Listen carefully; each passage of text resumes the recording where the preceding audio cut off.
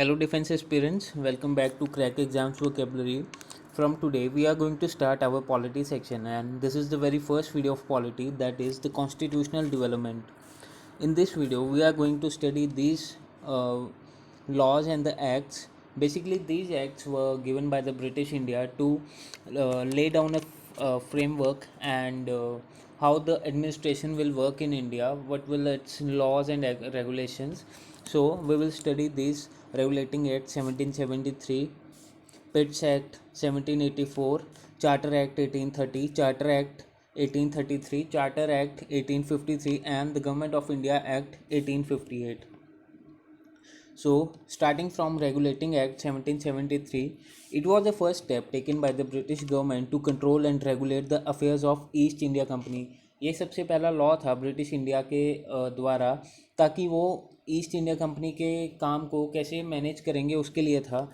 इसमें जो अगला पॉइंट था वो था कि the governor of Bengal will be designated as governor general of Bengal. जो हमारे गवर्नर ऑफ बंगाल थे उनको हम गवर्नर जनरल ऑफ बंगाल के नाम से बोलेंगे. और जो हमारे फर्स्ट गवर्नर जनरल थे वो थे लॉर्ड वेरन हेस्टिंग. इसके अलावा इन्होंने क्या किया, they established supreme court at Fort Williams in Calcutta in 1774. और जो हमारे फर्स्ट चीफ जस्टिस थे वो थे सर एलिजे इम्पे. हमारा जो नेक्स्ट एक्ट है वो है पिट्स इंडिया एक्ट. ये बेसिकली एक्ट इन्होंने जो भी इसके रेगुलेटिंग एक्ट 1773 के कॉन्स थे, ड्रॉबैक्स थे, उसको ओवरकम करने के लिए एक एक्ट लाया जिसको हमने बोला पिट्स इंडिया एक्ट 1784. तो it was introduced to remove the drawbacks of the regulating act. It was the act that the company's territories in India were called the British possessions in India for the first time. यह सबसे पहली बार हुआ कि जो भी मतलब British की territories थी इंडिया में उसको हम ब्रिटिश पोजेशन टेरिटरी के नाम से जानेंगे. और जो हमारा नेक्स्ट एक्ट है वो है चार्टर एक्ट 1813. इसमें क्या है कि इसमें ये था सिर्फ कि ये जो क्रिश्चियनिटी स्प्रेड करने के लिए उनको परमिशन मिल गई थी कि वो अपने रिलीजन को, क्रिश्चियनिटी को स्प्रेड कर सकते हैं इंडिया में. नेक्स्ट हमारा जो एक्ट है वो है चार्टर एक्ट 1833. इसमें क्या था, इसमें था कि गवर्नर जनरल ऑफ बंगाल को हम गवर्नर जनरल ऑफ इंडिया के नाम से डेजिग्नेट करेंगे.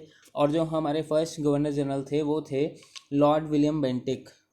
नेक्स्ट पॉइंट था कि जो हमारी गवर्नर जनरल की काउंसिल है उसको दो पार्ट्स में इन्होंने डिवाइड कर दिया, एक एग्जीक्यूटिव और नेक्स्ट थी लेजिस्लेटिव.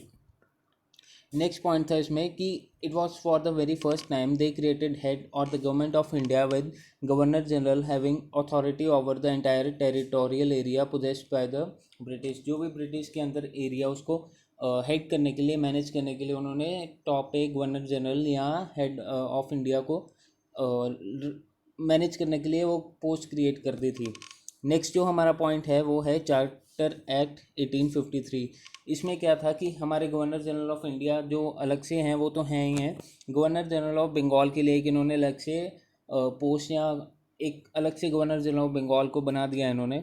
नेक्स्ट था कि ये जो हमारे लेजिस्लेटिव काउंसिल है गवर्नर जनरल की, उसमें 6 मेंबर होंगे और उसको इन्होंने बना दिया था अलग से. Moreover, they introduce a system for the open competition on the basis of recruitment of civil servants. जो भी मतलब कंपटीशन की उस पर होगा, जो भी उसको रिटन एग्ज़ाम या जो भी इनका वो होगा क्राइटेरिया उसको करेगा, उस पर इसकी पोस्टिंग के लिए वो कर सकता है अप्लाई. और जो हमारा इस वीडियो का लास्ट एक्ट है वो है गवर्नमेंट ऑफ इंडिया एक्ट 1858. हम जानते हैं कि 1857 में हमारी फर्स्ट वॉर ऑफ इंडिपेंडेंस हुई थी, तो उसके बाद इन्होंने ये एक्ट लाए थे गवर्नमेंट ऑफ इंडिया एक्ट 1858. इसमें क्या था कि ये जो रूल ऑफ कंपनी है it was replaced by the rule of crown. Next point है कि इंडिया को इन्होंने एडमिनिस्ट्रेशन व्यू से दो उसमें डिवाइड कर दिया था, एक तो ब्रिटिश इंडिया और बाकी अपनी प्रिंसली स्टेट्स. नेक्स्ट जो पॉइंट है इसमें कि powers of the British crown to be exercise by the secretary of the state for the India. हमने पढ़ा कि इन्होंने रूल ऑफ क्राउन को कर दिया और उसको हेड कौन करेगा, उसको हेड जो होगा उसका वो होगा secretary state of India. Secretary state of India जो है वो होगा हमारा ब्रिटिश कैबिनेट का मेंबर, और उसको असिस्ट करने के लिए 15 मेंबर और होंगे. वो कौन है, he was only responsible to the British parliament. वो सिर्फ ब्रिटिश पार्लियामेंट को रिस्पॉन्सिबल होंगे. और जो गवर्नर जनरल ऑफ इंडिया थे उनको हमने वाइस रॉय ऑफ इंडिया से रिप्लेस कर दिया, और जो हमारे फर्स्ट वाइस रॉय थे वो थे लॉर्ड कैनिंग. तो ये हमारी कॉन्स्टिट्यूशनल डेवलपमेंट्स का फर्स्ट वीडियो है जिसमें हमने 6 एक्ट पढ़े हैं. अगली वीडियो में हम और नेक्स्ट एक्ट्स पढ़ेंगे, गवर्नमेंट ऑफ इंडिया एक्ट 1858 के बाद क्या हुआ।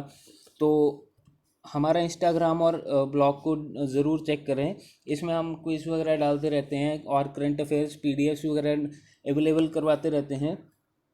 So that's all from my side, thank you, have a nice day.